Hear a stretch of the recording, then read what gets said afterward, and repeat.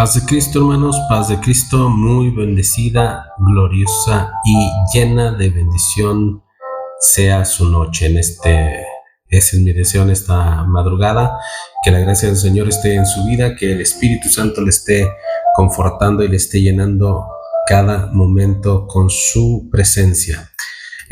Bueno, vamos a continuar con la serie que tenemos en esta semana y hemos estado investigando sobre el porqué de las personas, el cómo está este asunto de por qué 4 hombres cargaban al paralítico en la descripción que hace Marcos del milagro de aquel hombre que bajaron por el techo, y hemos hablado ya de varios asuntos que tienen que ver con ello, pero el día de ayer estuvimos ahondando un poquito más en la situación del significado del número 4 dentro de la escritura, y de acuerdo a las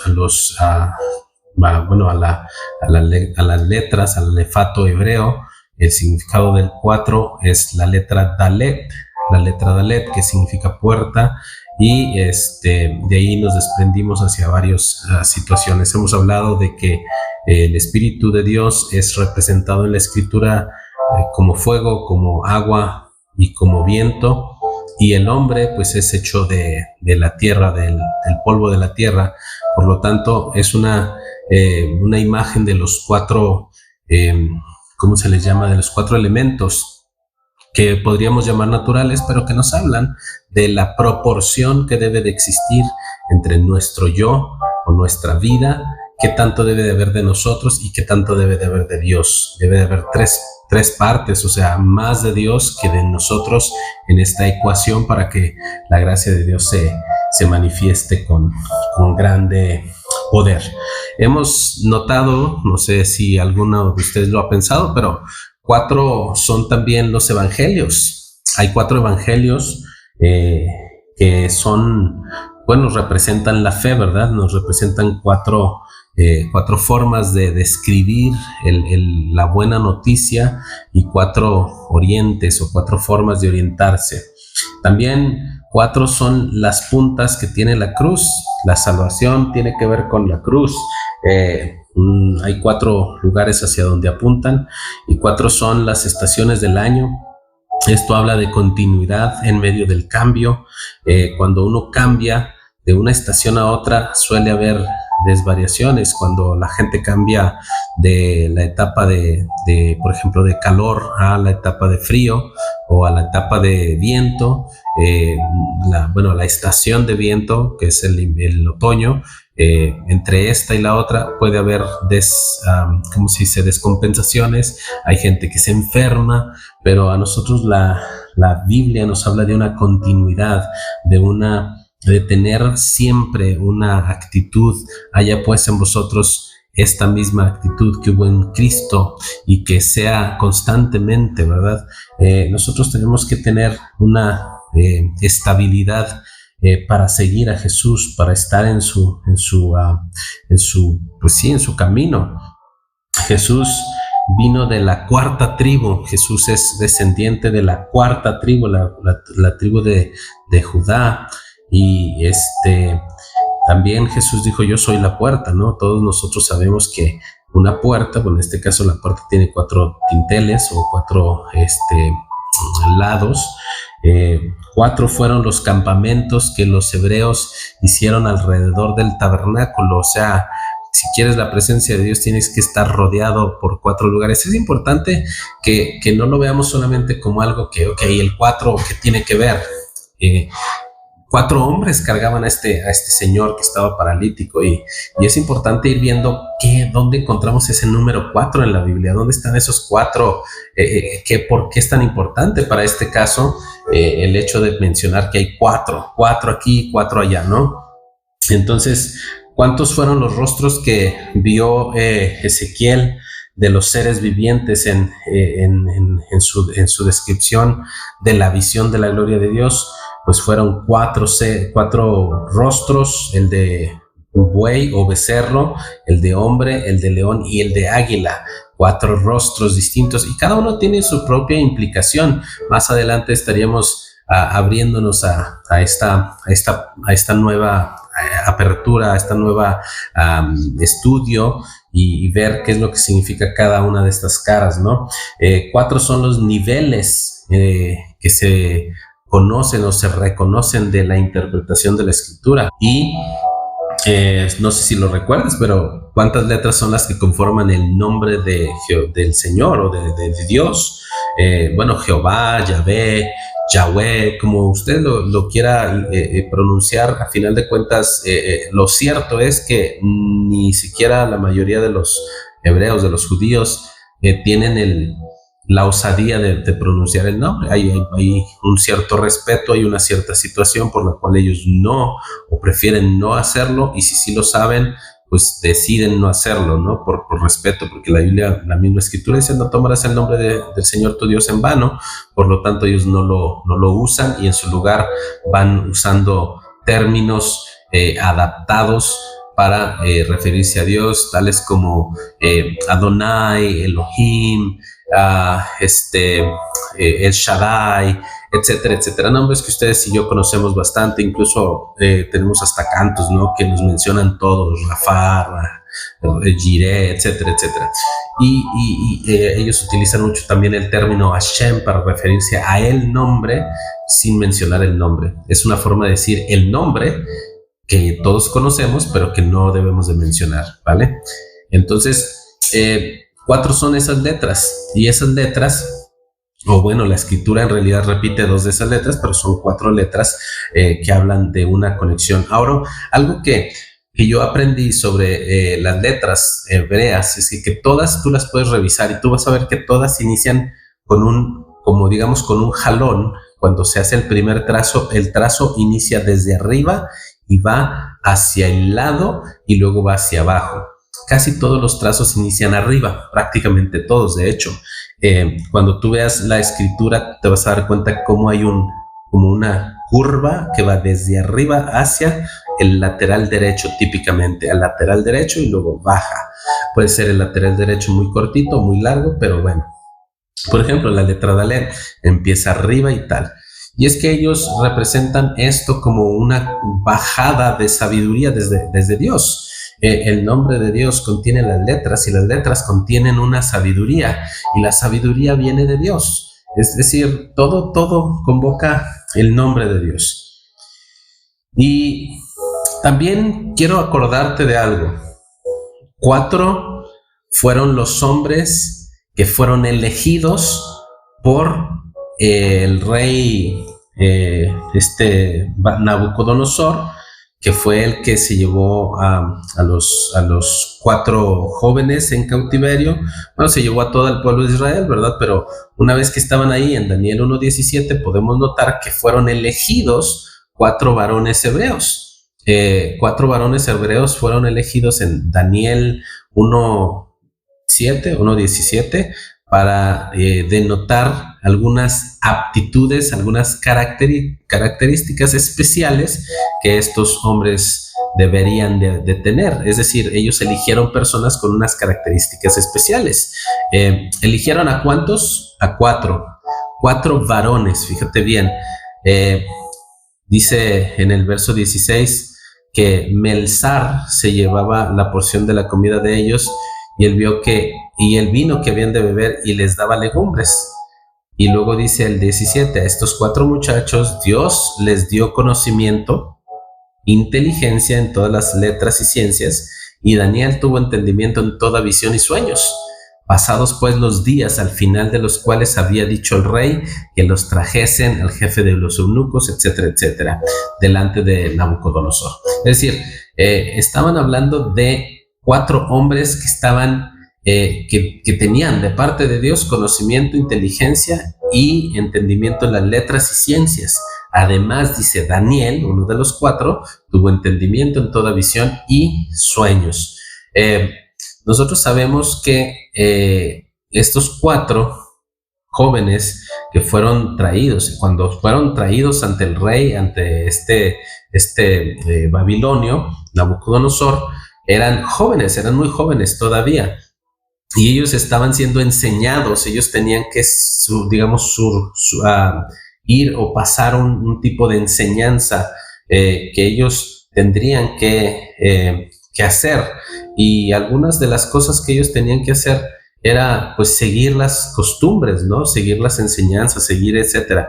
Pero ¿por qué me estoy enfocando en estos 4 varones? Quiero que le dediquemos nada más un par de minutos más y quiero que dejarte un rema de parte de Dios en cuanto a el por qué 4 varones, esos 4 varones que cargaban al paralítico, y por qué acá en el Antiguo Testamento, en el cautiverio, fueron elegidos 4 hombres, 4 varones, y específicamente por qué, ¿ok?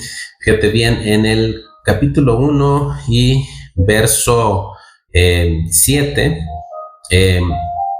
bueno, desde el verso 6 dice que hicieron traer a todos los jóvenes, ¿verdad? Muchos jóvenes delante del rey. Entre ellos estaban, en el verso 6 dice, entre ellos estaban Daniel, Ananías, Misael, Azarías, de los hijos de Judá. Judá, recuerda que era la 4ª tribu. Ahí está el número 4 de nuevo. A estos el jefe de los eunucos puso nombres, es decir, les cambió los nombres. A Daniel le llamó Belsasar, a Ananías Sadrach, a Misael Mesac y a Azarías Abednego, según los nombres de sus dioses, ¿no? Algo así. Y Daniel propuso en su corazón no contaminarse con la porción de la comida del rey, ni con el vino que él bebía, y pidió, por tanto, al jefe de los eunucos que no le obligase a contaminarse. Y aquí es algo interesante, porque ellos, aunque estaban siendo enseñados, fíjate bien, por gente que muy seguramente estaba practicando todo tipo de hechicería, de brujería y de cuestiones de ese tipo, ellos sabían que la mayoría de los alimentos que ellos comían eran sacrificados a los ídolos de ellos. Por esa razón ellos decidieron no contaminarse, y el jefe de los eunucos tuvo mucho miedo de que el rey los fuera a tener como que, ustedes no les están dando de comer, entonces se están robando su comida, ¿verdad? Y él le dijo, pues no, acuérdate que pues, tengo miedo del rey, y él sabe cuánto les toca de comer a ustedes y sabe cuánto les tengo que dar de beber, pero pues luego que él vea que ustedes no han mejorado físicamente, que sus rostros no están así cachetoncitos, que están pálidos o descoloridos, ya ven que ustedes pues, son jóvenes y la mayoría de los muchachos pues son semejantes a ustedes, los demás que están ahí, entonces van a hacer que me corten la cabeza. Entonces este señor Melsar, que era el eunuco que los cuidaba, que los alimentaba, Daniel le dijo, no te preocupes, danos chance, déjanos probar 10 días y vamos a ver qué es lo que pasa. Nosotros no vamos a tomar nada de estas porciones, no vamos a comer todo aquello, solamente danos a comer legumbres y agua para beber, legumbres y agua. Compara luego nuestros rostros con los rostros de los muchachos que comen todo lo que les da el rey, etcétera, etcétera. Bueno, el caso es que estamos hablando de personas muy inteligentes, que tenían el Espíritu de Dios y que estaban aprendiendo algo, estaban estudiando algo. Ellos fueron elegidos simple y sencillamente para hacer eso, para estudiar, para aprender. ¿Y quiénes crees que los iban a enseñar? Pues los babilonios. ¿Quiénes iban a ser sus maestros? ¿Los de Judá? No, iban a ser los babilonios. ¿Sobre qué les iban a enseñar? Sobre sus costumbres, su religión, sobre sus ideas, sobre lo que ellos hacían, y seguramente intentaron enseñarles también brujería, hechicería, etcétera, etcétera, etcétera. Y todo esto, obviamente nosotros vemos reflejado en lo que sucedía, porque aquí nos dice que los sabios eran los que iban a estar ahí, ¿no? Enseñándolos. Y más adelante nos damos cuenta en el capítulo 3, el 4, etcétera, nos damos cuenta de eso, especialmente en el capítulo 4, nos damos cuenta cómo los sabios eran hechiceros, la mayoría eran sátrapas, eran gente que hacía algún tipo de brujería, de hechicería, de cosas que tenían que ver con el ámbito de lo oculto, etcétera, etcétera. Seguramente todo eso se lo intentaron enseñar a ellos, y ellos estaban aprendiendo cosas que no eran necesariamente bíblicas o que no iban a ayudarlos en su vida espiritual. Pero lo que yo quiero que veas es de que ellos eran varones que tenían una sabiduría de parte de Dios. En el verso 17, lo vuelvo a leer, dice que Dios les dio conocimiento, les dio inteligencia en todas las letras y ciencias, en todas las ciencias, y aparte de eso, había entendimiento en Daniel para la visión y sueños. Es decir, eran cosas sobrenaturales las que ellos podían estar enterados. Fíjate bien, estos hombres tenían sabiduría e inteligencia. Esto es una forma de cómo Dios nos dice qué es lo que llevamos dentro. Dios nos habla a nosotros a través de los hombres. 4 hombres que cargaban a un paralítico tenían algún tipo de conocimiento, algún tipo de inteligencia, algún tipo de conocimiento y de noción de algo que debería de ocurrir. Nada más que no siempre sabemos nosotros lo que llevamos por dentro. Daniel no necesariamente sabía lo que llevaba por dentro. Sadrach, Mesach y Abednego, como les llamaron, o Ananías, se me olvidan los nombres, la verdad. Los voy a tener que regresar tantito. Daniel, Ananías, Misael y Azarías. Se me olvidan más los nombres hebreos. Ananías, Daniel, Azarías. Estos hombres tenían una inteligencia de parte de Dios y no necesariamente conocían lo que llevaban por dentro, pero por algo los eligieron. ¿Por qué los eligieron? Porque tenían algo que ni siquiera ellos sabían que estaba dentro de ellos. A nosotros, a algunos de nosotros nos habrá pasado que de pronto nuestros pastores nos han dicho: hermano, ayúdeme, quiero que usted haga esto, quiero que usted me apoye con aquello, quiero ponerlo a usted a cargo de esto o de esto otro. Y uno dice: ¿y pues qué me vio? ¿Qué me miró? ¿Qué sabe? O sea, ¿qué es lo que él ve en mí? Pues sabes que muchas veces nuestros líderes, nuestros pastores, obviamente van a estar mirando cosas que nosotros no alcanzamos a ver, porque muchas veces ni siquiera nosotros sabemos qué es lo que tenemos dentro, qué es lo que llevamos por dentro. Ni nosotros lo sabemos. También es para que aprendamos que orar es algo que sí necesitamos hacer los cristianos, es algo que debe de llevarse en la vida diaria. Orar es algo que todos queremos que esté fluyendo en la iglesia, es la oración. Pero la Biblia declara que el pueblo de Dios perece por falta de conocimiento. Y eso es algo que estos hombres tenían conocimiento. No dice la Escritura que la iglesia perezca o que la gente perezca por falta de oración. Hay que orar, no me malinterpretes. El hecho de que alguien diga que la oración es algo importante, nunca lo vamos a negar, jamás de la vida. Pero no le hemos dado la importancia suficiente o necesaria al entendimiento, al conocimiento, a la sabiduría. Como cristianos, como hijos de Dios, como hombres y mujeres que creemos en el Espíritu Santo, tenemos que también entender que el Espíritu Santo usa nuestro conocimiento, nuestra preparación para llevarnos a niveles más amplios. Por ejemplo, si tú te fijas bien en los dones espirituales, uno de ellos, el don de sanidades, por ejemplo, es un don que requiere de oración. Yo tengo que orar para poder activar ese don, para poder fluir en ese don.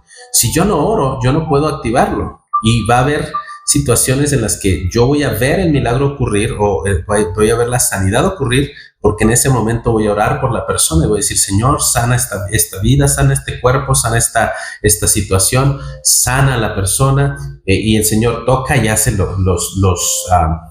las sanidades, pero porque hay una oración previa y en el momento. Pero ahora, fíjate bien lo que pasa cuando ocurren milagros. El don de milagros no necesita de oración.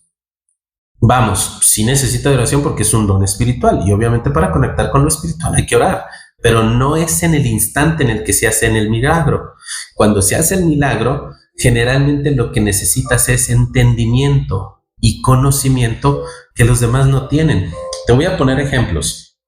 El conocimiento, escribí yo una frase: el conocimiento es la base de los milagros. Un milagro es la capacidad de traer la intervención de Dios en una situación específica. En Segundo de Reyes, capítulo 6, del 6 al 7, escuchamos o vemos la historia de cómo Eliseo hizo flotar el hacha.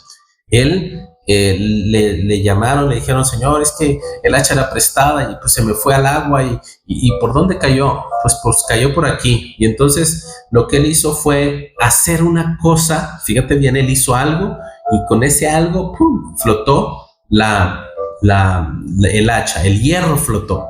El hierro no flota en el agua, pero él hizo que flotara. Ocurrió un milagro. Jesús, al sanar a este ciego, le dijo, ¿qué quieres que te haga? Pues quiero ver, quiero recibir la vista, quiero tener la capacidad de ver. Entonces Jesús pudo haber impuesto las manos y haber sanado al hombre a través de la oración, pero no lo hizo así. Agarró, escupió sobre tierra, sobre el lodo, el lodo se lo puso en los ojos y entonces le dijo al hombre, abre tus ojos. Y Jesús hizo algo físico que no tenía que ver con la oración. Cuando él estaba ahí, en ese momento, no sucedió nada de eso. Por ejemplo, cuando los profetas salieron, y se le habla de la escritura de la escuela de profetas, están los hombres ahí, salen unos a buscar qué comer, traen unas calabazas silvestres, las ponen a hervir en agua, y cuando ya está lista la comida, se empiezan a servir y la gente se empieza a enfermar. Entonces alguien grita, ¡hay muerte en la olla! Viene el profeta y les dice, échenle harina a la olla. Y él hace algo, él no dice, a ver, hermanos, vamos a orar para que el Señor sane nuestros alimentos. No, simple y sencillamente llega y el conocimiento que él tenía, la noción, el aprendizaje, la inteligencia, la ciencia, lo que él ya sabía, funcionó porque Dios estaba usando su entendimiento para algo posterior, como un milagro. En otro caso, hicieron echar sal en el agua amarga para que se pusiera dulce. Esto también con Eliseo, ¿cierto? Jesús convirtió el agua en vino. ¿Tuvo qué? ¿Y qué dijo María? ¿Qué dijo que hiciera la gente? Pónganse a orar para que, ¿verdad que no? ¿Qué les dijo? Hagan lo que Él les diga. Hermano, te puedo decir que cuando tú y yo hacemos lo que Él dijo, podemos ver milagros. Por eso 4 varones, por eso 4 hombres, porque esos 4 representan la sabiduría, la inteligencia, la visión y los sueños, el entendimiento, sabiduría, en todo asunto de sabiduría e inteligencia que el rey consultaba. Él halló que eran 10 veces mejores que todos los magos y astrólogos que había en todo su reino. Y por eso continuó Daniel por varios reyes y fue una persona muy utilizada por Dios, muy usada por Dios. Te dejo, hermana, hermano, con esta disertación, con este estudio, y orienta tu oración en esta noche y dile, Señor, quiero aprender lo que tú me quieras enseñar. Enséñame lo que tienes para mí. Hazme sabio como Daniel y como Misael, Azarías y Ananías. En el nombre de Jesús, te declaro un espíritu de sabiduría, de inteligencia.